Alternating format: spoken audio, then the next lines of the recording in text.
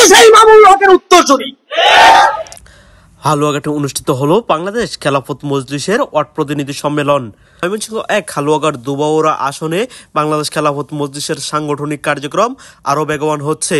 এরই ধারাবাহিকতায় গতকাল বৃহস্পতিবার ২৭ নভেম্বর হালুয়াঘাটের আকনপাড়া হাদিসের মুরস্থ মোতালেব টাওয়ারের ফুলকড়ি কমিউনিটি সেন্টারে অনুষ্ঠিত হলো বাংলাদেশ খেলাফত মজলিসের ওয়ার্ড প্রতিনিধি সম্মেলন। এই আসনে দলটির মনোনয়ন পেয়েছেন বিশিষ্ট আলেম দ্বীন ইসলামী চিন্তাবিদ মাওলানা তাজুল ইসলাম আকন্দ। তার নির্বাচনী প্রস্তুতি, সাংগঠনিক জোরদারকরণ এবং মাঠ পর্যায়ের কাঠামো সুদৃঢ় করার অংশ হিসাবেই এই ওয়ার্ড প্রতিনিধি সম্মেলনের আয়োজন করা হয়। সম্মেলনে হালুয়াঘাট ও ধোবাউড়া উপজেলার ১৯টি ইউনিয়নের প্রতিটি ইউনিয়ন থেকে ৯টি করে ওয়ার্ডের দায়িত্বশীলরা উপস্থিত ছিলেন। পাশাপাশি ইউনিয়ন ও উপজেলা পর্যায়ের গুরুত্বপূর্ণ দায়িত্বশীল নেতৃবৃন্দ সম্মেলনে অংশগ্রহণ করেন। উক্ত ওয়ার্ড প্রতিনিধি সম্মেলনে প্রধান অতিথি হিসাবে উপস্থিত ছিলেন বাংলাদেশ খেলাফত মজলিসের যুগ্ম মহাসচিব, কারা নির্যাতিত জননেতা আমিরে মজলিস মামুনুল হকের বিশ্বস্ত সহচর মাওলানা আতাউল্লাহ আমিন। তিনি তার বক্তব্যে বলেন, ইসলামী মূল্যবোধ প্রতিষ্ঠার লড়াই থেমে নেই, বরং মাঠের মানুষের সমর্থন নিয়ে তা আরও শক্তিশালী হচ্ছে। বিশেষ অতিথি হিসাবে উপস্থিত ছিলেন বাংলাদেশ খেলাফত মজলিসের কেন্দ্রীয় সাংগঠনিক সম্পাদক মুফতি হেদায়েতুল্লাহ হাদি, কেন্দ্রীয় বাইতুল মাল সম্পাদক মাওলানা ফজলুর রহমান এবং কেন্দ্রীয় প্রচার সম্পাদক মাওলানা হাসান জুনায়েদ। এছাড়াও উপস্থিত ছিলেন বাংলাদেশ খেলাফত মজলিসের ময়মনসিংহ জেলা পূর্ব কমিটির সাধারণ সম্পাদক মুফতি শামসুল ইসলাম রহমানী, ময়মনসিংহ পূর্ব জেলা কমিটির সাংগঠনিক সম্পাদক মুফতি আনিসুর রহমান সোহাগ। এছাড়াও হালুয়াঘাট ও ধোবাউড়া উপজেলার সভাপতি ও অন্যান্য নেতৃবৃন্দ উপস্থিত ছিলেন। সম্মেলনের সভাপতি হিসেবে দায়িত্ব পালন করেন ময়মনসিংহ ১ হালুয়াঘাট ধোবাউড়া আসনের বাংলাদেশ খেলাফত মজলিস মনোনীত এমপি প্রার্থী মাওলানা তাজুল ইসলাম আকন্দ।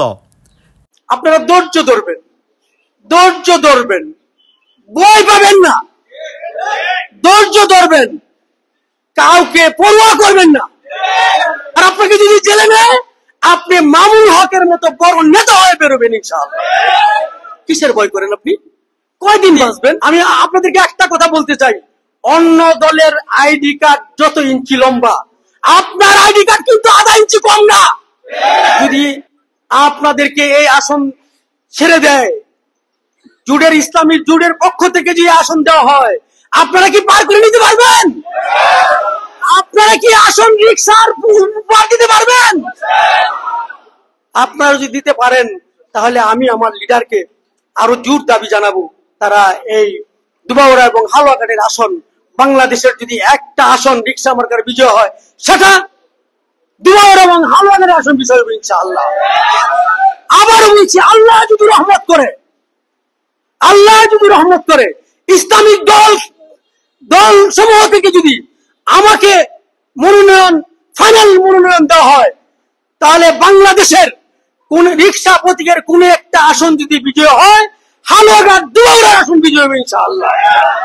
আমি দেখেছি যখন আদালতে আনা হয়েছে, এত সুঠাম স্বাস্থ্যের অধিকারী একটা মানুষ যিনি হাঁটতে পারতেছিলেন না, ভিডিও যখন আমি দেখতাম চোখের পানি ধরে রাখতে পারতাম না, ঢুকলে কাঁদতাম।